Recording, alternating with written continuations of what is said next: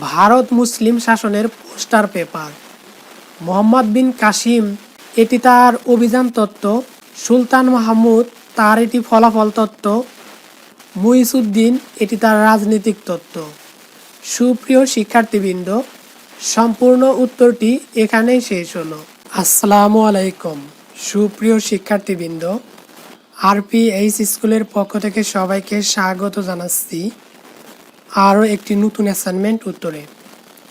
আমাদের আজকের আলোচনার টপিক ইসলামের ইতিহাস ও সংস্কৃতি দ্বিতীয় পত্র, অর্থাৎ এটি দ্বিতীয় সপ্তাহের অ্যাসাইনমেন্ট আর এটি বিতরণ করা হয়েছে 26 তারিখ 7 মাস 2021 সাল এবং এটি জমা দিতে হবে 9 তারিখ 8 মাস 2021 সাল।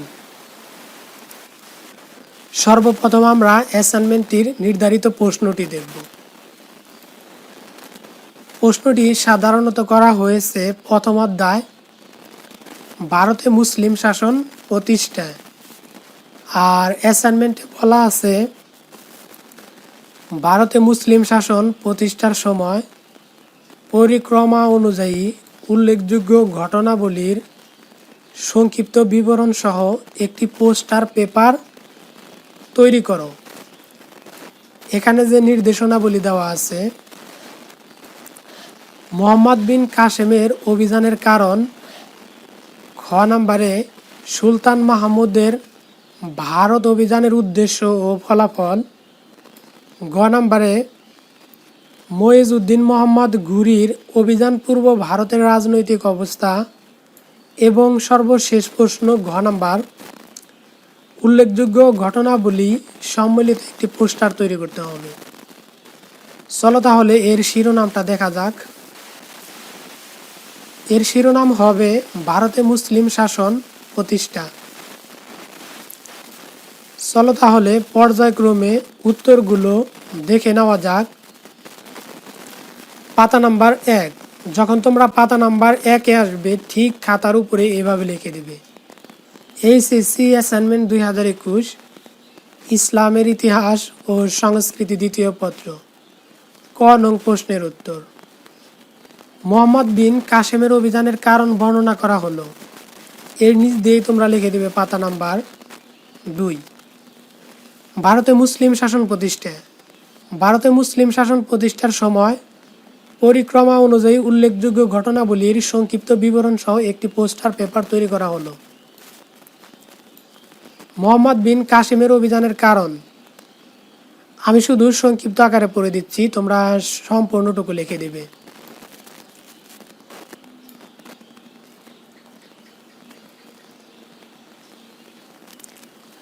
ও মুলতানের সাথে আরব শাসনের সাধারণ সীমান্ত ছিল। পরোক্ষ ও প্রত্যক্ষ কারণসমূহ অর্থনৈতিক, রাজনৈতিক ও ধর্মীয় কারণ। সীমান্ত সংঘর্ষ লেগেই থাকত। রাজনৈতিক বিশৃঙ্খলা, দাহির ছিলেন অত্যাচারী শাসক, নিম্ন শ্রেণীর লোকেরা ছিল অত্যাচারিত, বৌদ্ধ সম্প্রদায়ের কোনো রাজনৈতিক অধিকার ছিল না।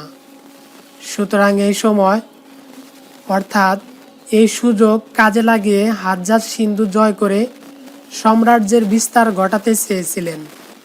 ভারতে ইসলাম প্রচার করাও হাজ্জাজের একটি উদ্দেশ্য ছিল। এই ছিল আমাদের ক নাম্বার প্রশ্ন। এখন আমরা দেখব খ নং প্রশ্নের উত্তর। সুলতান মাহমুদের ভারত অভিযানের উদ্দেশ্য ও ফলাফল নিরূপণ।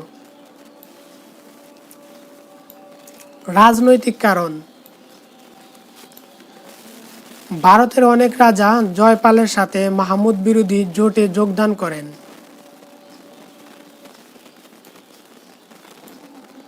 বন্ধুত্ব সূত্রে আবদ্ধ হয়, এতে তাদের প্রতিবেশী। অর্থনৈতিক কারণ, পূর্ণ ছিল, ধর্মপ্রাণ বিত্তশালী ব্যক্তিবর্গ অকাতরে মন্দিরগুলোতে দান করত।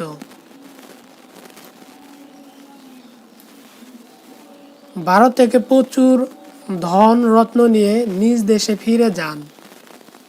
প্রফেসর হাবিব, প্রফেসর নাজিম ও হেইক প্রমুখ।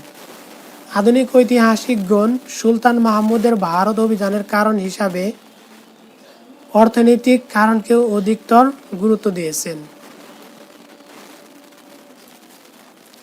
কল্যাণে ব্যয় করেন। সামরিক উদ্দেশ্য প্রয়োজন ছিল। এই সকল অঞ্চল ছিল সামরিক দিক দিয়ে অত্যন্ত গুরুত্বপূর্ণ।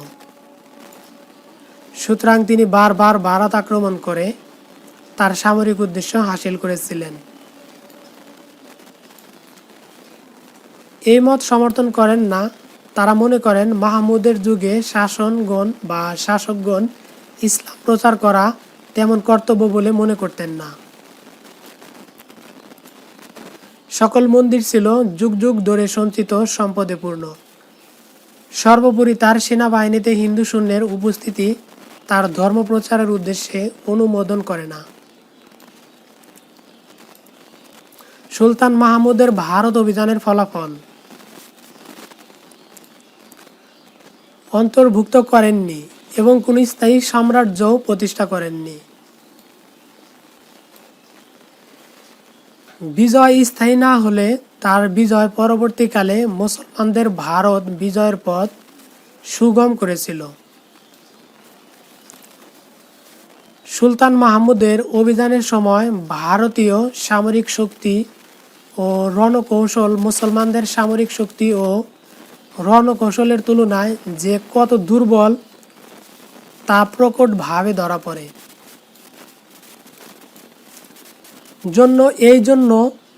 এই সকল লক্ষ্যস্থল থেকে তিনি প্রচুর সম্পদ নিজ রাজধানী গজনিতে নিয়ে যান। এর ফলে ভারত অর্থনৈতিক দিক থেকে দুর্বল হয়ে পড়ে। অপরদিকে গজনি অর্জন সামরিক শক্তি ও রাজনৈতিক স্থিতিশীলতার উপর বিরূপ প্রভাব ফেলে। অর্থনৈতিক ক্ষেত্রে সুলতান মাহমুদের অভিযানের ফলাফল ছিল লক্ষণীয়। তিনি ভারতীয় পণ্ডিতদের নিকট ভারতের দর্শন, সমাজ ব্যবস্থা, কৃষি সম্পর্কে জ্ঞান লাভ করেন। এর ফলস্বরূপ তিনি তার বিখ্যাত গ্রন্থ কিতাবুল হিন্দ প্রণয়ন করেন। গ্রন্থটি ভারত ইতিহাসের অমূল্য উপকরণ। মাহমুদের অভিযানের ফলে ইসলামী সভ্যতা ও ভারতীয় সভ্যতার মধ্যে ভাব বিনিময় ঘটে। ঘ নং প্রশ্নের উত্তর। মহিউদ্দিন মোহাম্মদ ঘুরির অভিযান ও পূর্ব ভারতের রাজনৈতিক অবস্থা। আফগানিস্তান, কাশ্মীর ও কনৌজ মৌর্য বংশের শাসনামল থেকেই আফগানিস্তান ছিল ভারতের একটি অংশ। মুসলিম ঐতিহাসিকগণ এটিকে হিন্দু শাহী রাজ্য বলে অভিহিত করেন। সপ্তম শতাব্দীতে কর্কট রাজবংশীয় দুর্লভ বর্ধনের অধীনে কাশ্মীর ছিল উত্তর ভারতের অপর একটি স্বাধীন রাজ্য।